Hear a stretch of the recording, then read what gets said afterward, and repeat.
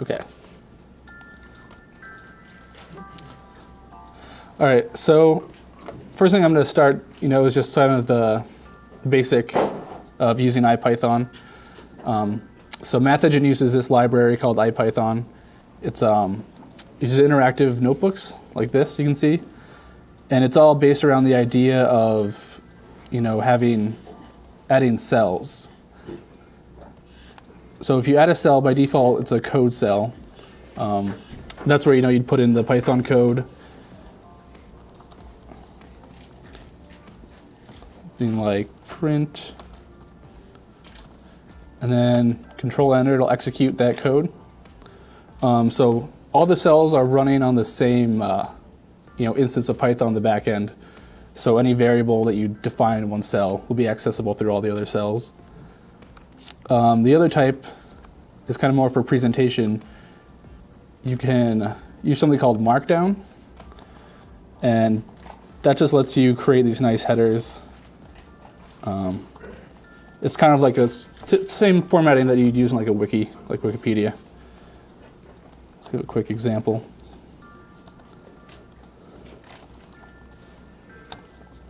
That just makes it look kind of neat and tidy.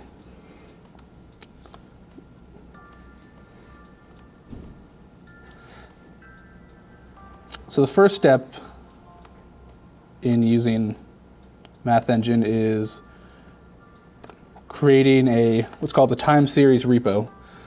And that's going to be per device. So you want to start with the serial number. And another handy thing about IPython is it has this autofill feature. So you can start typing out what you're looking for and then select it from the list. And it also has contextual help. So it'll pop up with this little window, and then I'll tell you, what to input into the function, what it does, what it returns, and a little example. Another thing you can do is if you put a question mark after something, because if you want to see, kind of get the help for that, and you run it, this little thing will pop up down here. You can open it in a new tab. So that's really helpful because, the other libraries involved here, which are NumPy and SciPy, have hundreds and hundreds of functions that and so it's really nice to be able to just open one up. Like you want to find out about arcsine, and then you can just get the basics of it. So we'll start with the time series repo, and all this takes for input is the serial.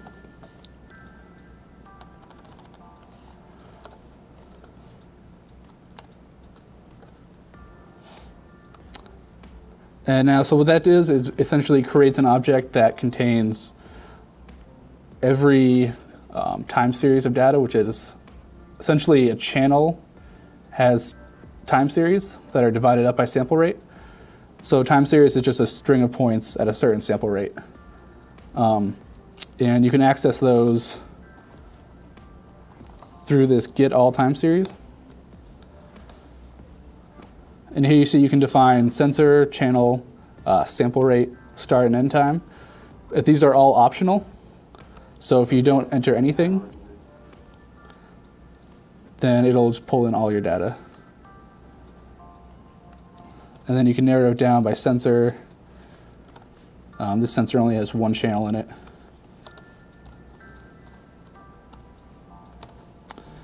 And then that'll give you all the time series for that channel. Now, sometimes you want a specific set of data, and you can specify start and end time, but that's not always easy to do. So what you can do is actually, if you go right in to SensorCloud, find the chunk of data you want, you can use this MathEngine code operation. And what that'll do is just give you the code that you can copy and paste in. And then you'll have this series will contain just that data that you were looking at before. So the time series come back in an array, so you want to grab the first one.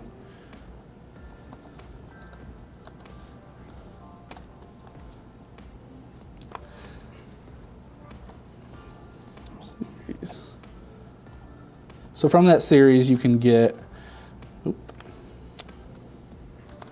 so you can get channel names, sensor name, get the end timestamp, and this is really handy if you're going to be doing scheduled operations. So say you want to grab this channel, do some sort of running average on it every day to update it. So you can pull down this channel. So you have the channel with the data coming in from the sensor, and then the channel that you've created updating it daily.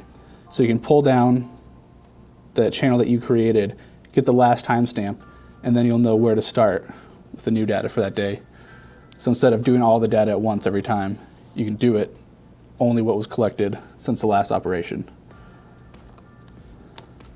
And that'll just come back as it's nanoseconds, a normal timestamp. So what this series is essentially it's an array. There's a little more happening in the back end behind that, because as you're iterating through and going through the points, it's pulling them in from SensorCloud.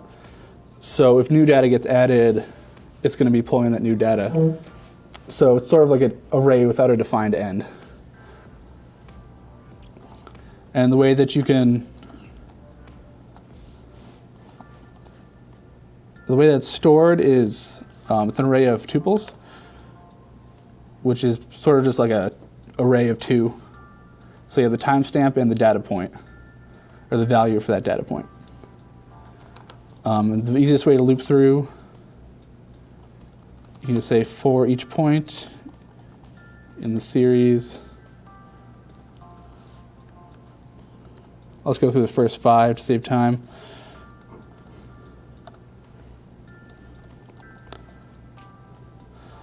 So now point is going to be that tuple with your timestamp and your value. You access those like you would anything in an array. So the first one's going to be the timestamp.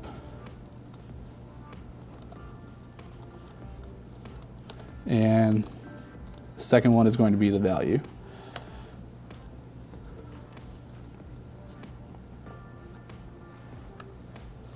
But most of the time you don't really want to deal with those tuples because you can't really plug those into any function. So you want to just get an array of all the data points. And to do that, there's a get data function. And this will just return a normal Python array of all the data values.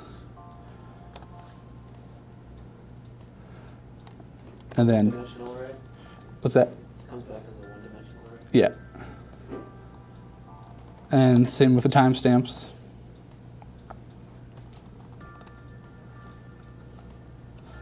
One of the things that you want to do is take these Python arrays and cast them into NumPy arrays. The reason is that NumPy I'll show you a little later on that there are special things that you can do with NumPy arrays that are really handy.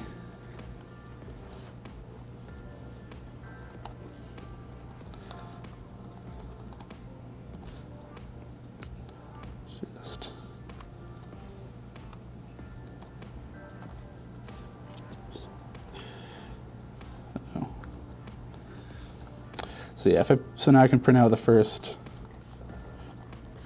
timestamp and then the first data point.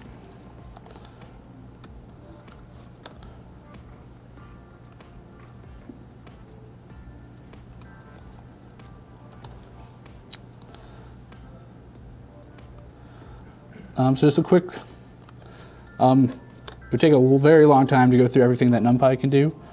So I'll show you some of the basic stuff. There's this max function, array max. So you can just plug it in, same with array min, which is going to give you the minimum for that array, and then the average of the data. And those are all available because you passed them as a NumPy array? Those would work with a normal array. There's other things that you can do with the NumPy arrays. But most of these will work for any array type.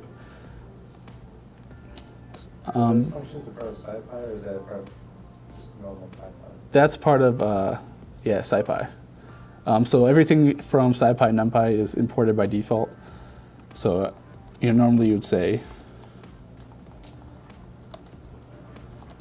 from NumPy import a max, but all those are automatically in there. So this, I know this one looks really weird. This is just to set the size of the plots when we're creating our plotting out our data. Essentially, what you're doing is setting the inches for the figures, and then the pixels per inch. So that's just going to show you make them nice and big. So if you want to plot your data, it's as simple as plot, and then passing in your data. And if you want to, obviously you want to plot against the timestamps. So you say plot with your x value and your y value. And then plot has a lot more options.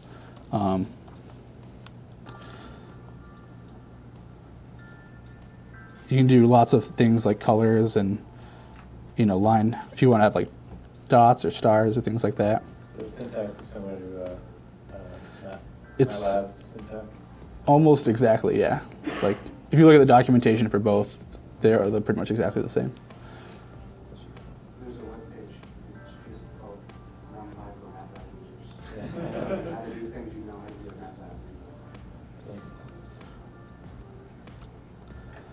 MATLAB. How do I close this? It's odd. Oh, there we go.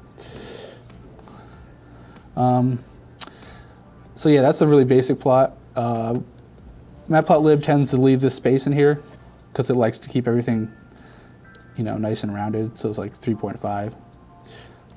So to clean that up a little bit, this is where the NumPy array really comes in. So I have this array of timestamps, and I basically want to start at 0 and count. So I want to know, instead of timestamps or nanoseconds since 1970, I want nanoseconds since the beginning of this array. So what I'll do there is just take this timestamps array and subtract the first value from it. And with the NumPy array, that means that it'll subtract this value from every element in the timestamps array. And then when I convert to seconds, one thing to remember is if you're dividing ints, the output will always be an int. And because the timestamps are integers, and then this is just nanoseconds per second, so a billion. It's just nice to have a shorthand.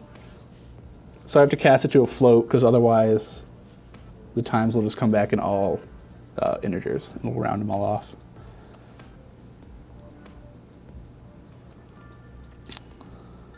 Okay. Oops.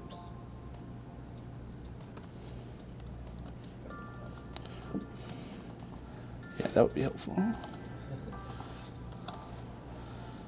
Okay, so now I can see 0 to 20 some odd seconds. And then I can set the limit for the x-axis, which I want to go from, let's see, times 0, and then this just means the last point, so first and last point in that times array. And same for the y. For that, I want to use the max. Oh, oops. And the min. So that'll just make sure it's nice and fills up the whole thing. Yeah, you can always add a buffer to give it some space, stuff like that. Same thing for if you want to zoom in, you'd want to use that xlim. All right, so next I'm going to do use some of the built-in MathEngine functions that I've added, and these just take the functionality of NumPy and SciPy and just simplify them. So NumPy does have its own FFT function, but it's kind of confusing. So for someone who doesn't know Python very well, it's a lot to take in just to figure out exactly what's going on. So I've kind of simplified this to a MathEngine FFT function. Yeah. What?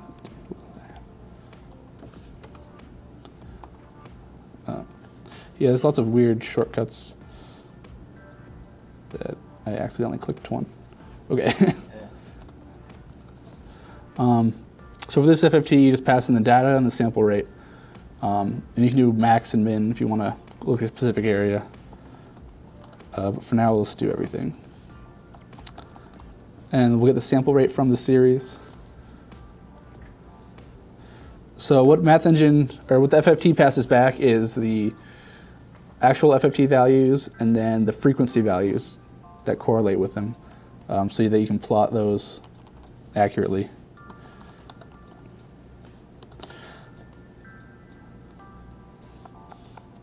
It doesn't scale for the array size or anything like that, right? No.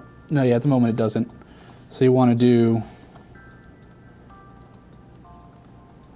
so yeah, the data normally would come out like in the millions. So you want to scale it by the length of your input.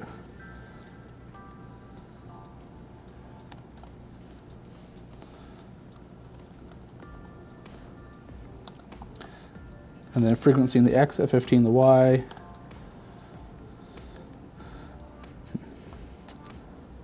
And I'll zoom in on the 50 for the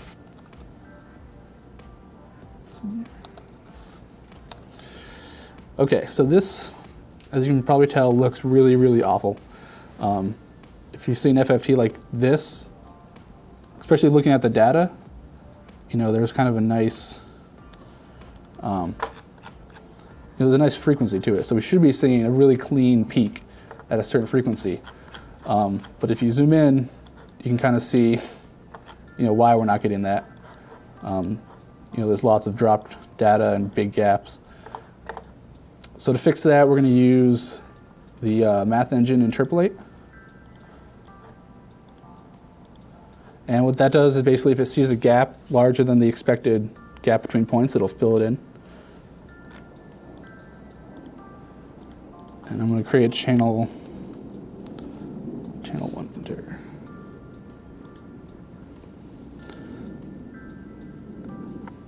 Let that go. And then we can come back in here and I'm going to change the data we're looking at to this new interpolated data.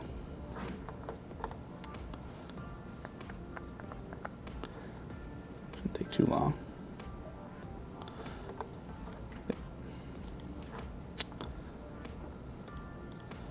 So yeah, now we can see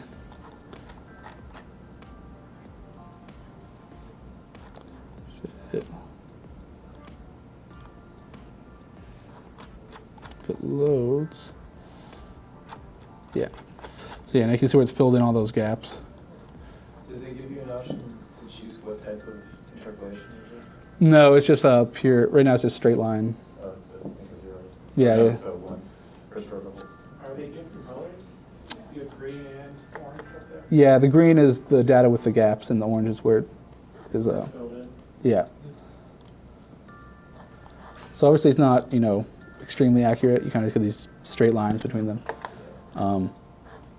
But once we run the FFT, and there's a nice method or a nice function here where you can run all below. And that will just run every single cell. You can run every cell in the sheet or you can run everything below a certain cell. So you can go up, make a change, and then rerun everything.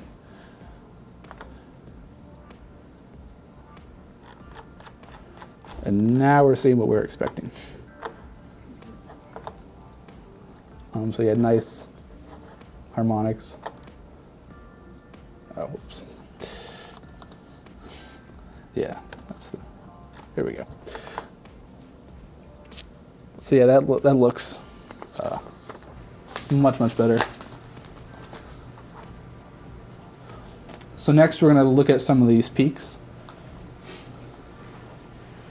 So the interpreted channel that you made, could you have done that in this interface instead of on the other page? Yeah, but you'd have to manually, you know, upload it and do the interpolation Oh, you algorithm. have to upload it back to SensorCloud. You couldn't just have it in your memory. Oh no, yeah, you could. Yeah, no, definitely. So yeah, you could just, write your own interpolation, and then continue on. You'd have to make your own function. Yeah, not all of these are available yet. So not all of these functions are available in here, or in the MathEngine library. Right now it's just the FFT, the filter, and then a waterfall FFT.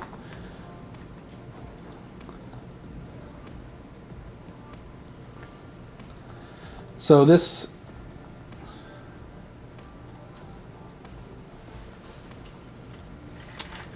So I'm going to use this relative max function, and that's just going to find all the relative maxima in the series. So yeah, anywhere you have a point kind of like this. It's not a very good peak finding algorithm because it literally finds every single peak, but it's much faster than the built-in peak finder. It's really slow at large volumes of data.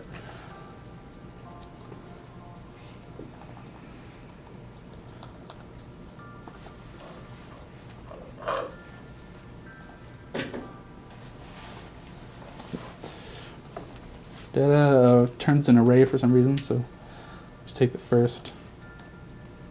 So in order to cut out all those peaks that I don't really care about, I'm just going to pick a value.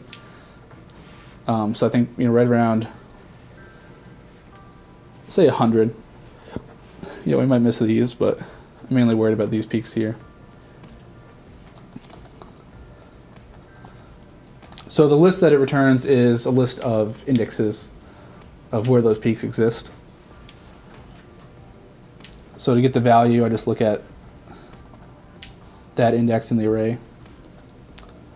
And if it's greater than 100, then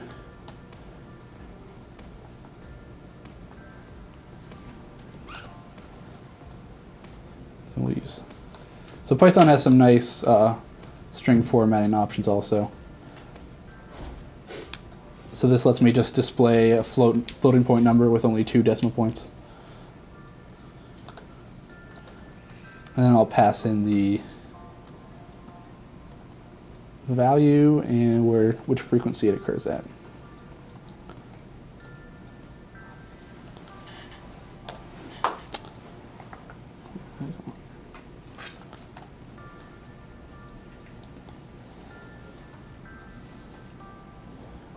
Index.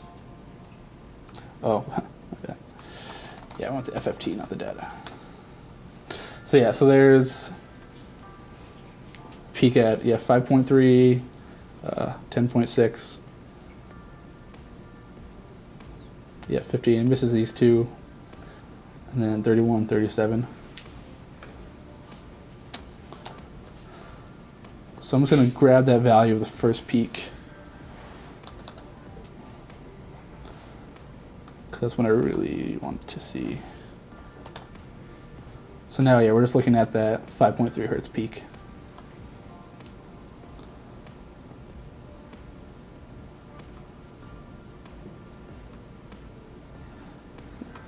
Okay, so next thing I'm going to show you is the filter function.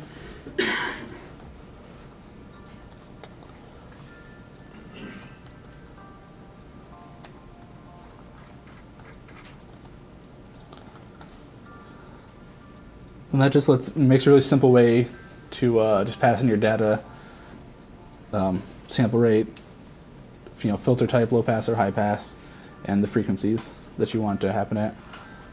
Because the filter stuff can get very complicated. It's nice to just have a shortcut.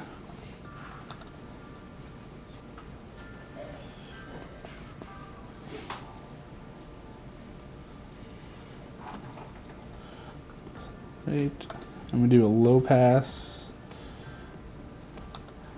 at a 20.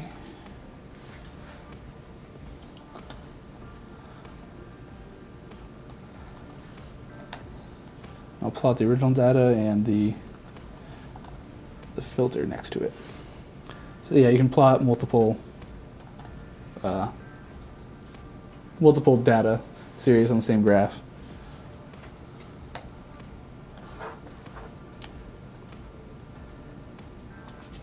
So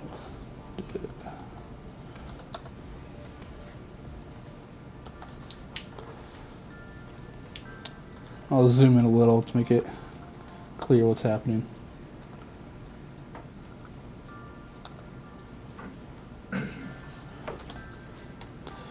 Yeah, so that you can see that's taking out all the higher frequency noise. So then if we do an FFT of the filter data, just going to steal that.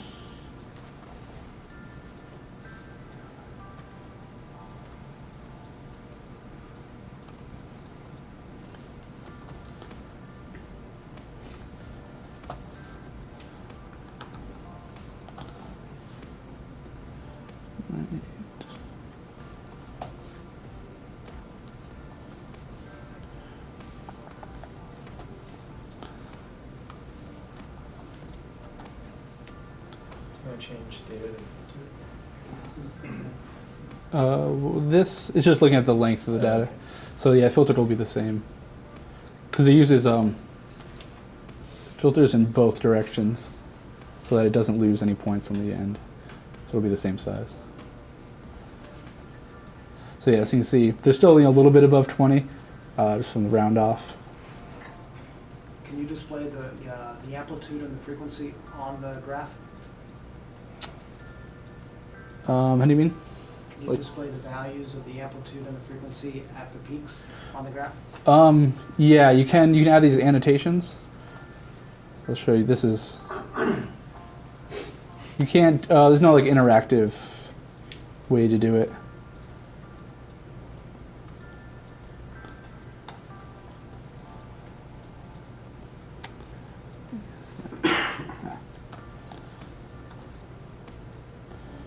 So you can add in your own annotations for that.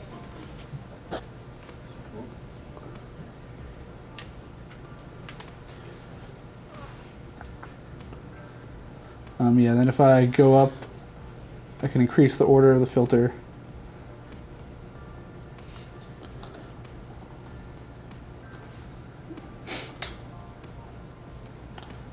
Then might take a little off. So yeah, this is a little smaller. So you're always going to get a little bit above where you're filtering. Sorry, what kind of filter is it? Butterworth. Yeah, you can. I mean, there's a lot of. SciPy offers a lot of digital signal processing functions. So now we're going to look at how to take this filter data and push it back up to SensorCloud. So we want to create an outgoing series. We use this create time series function. Pretty simple. Just give it the sensor name you want it to go to.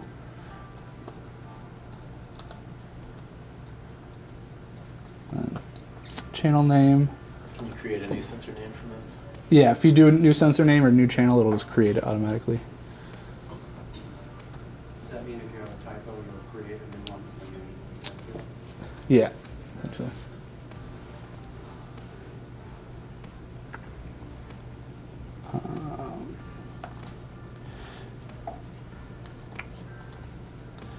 Yep, sample rate.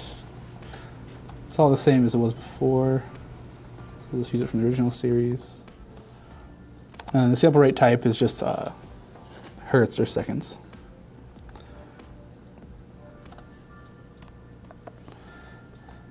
So now we want to take this, our data, and get it back into this format that originally came in. The tuples of time and value. Fortunately, Python has a really nice function for that called zip. So you can just pass in two arrays.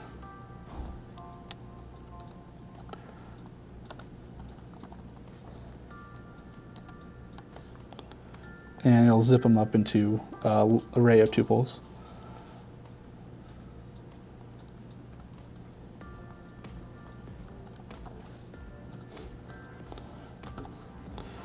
So it'll look something like that.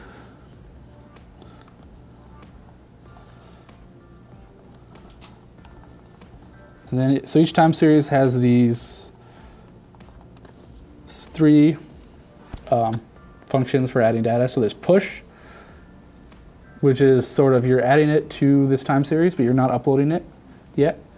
Then there's peek and pop, which act like they would in a normal queue. So you can view the last data point you added, or you can pull data points off the queue. Those only affect points that have been pushed, but not saved up to SensorCloud.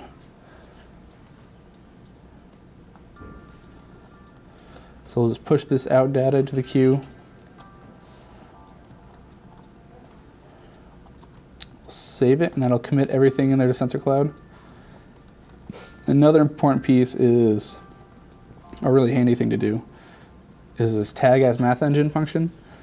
And what that's going to do is give it this the ability to delete it from the interface.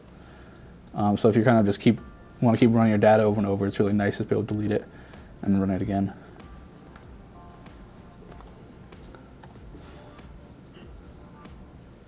Let's run that.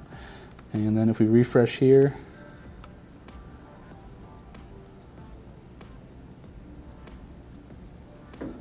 see there's our filtered data.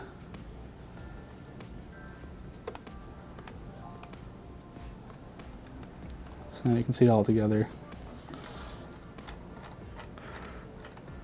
The original and the interpolated data and the filtered data.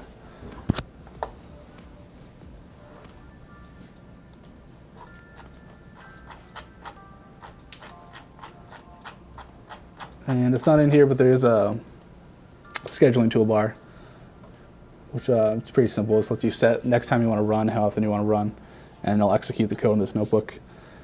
We're currently working on a way so that you can, execute it and get sort of like an HTML report. You can download as a HTML and just get a static HTML file with all your plots and code on it.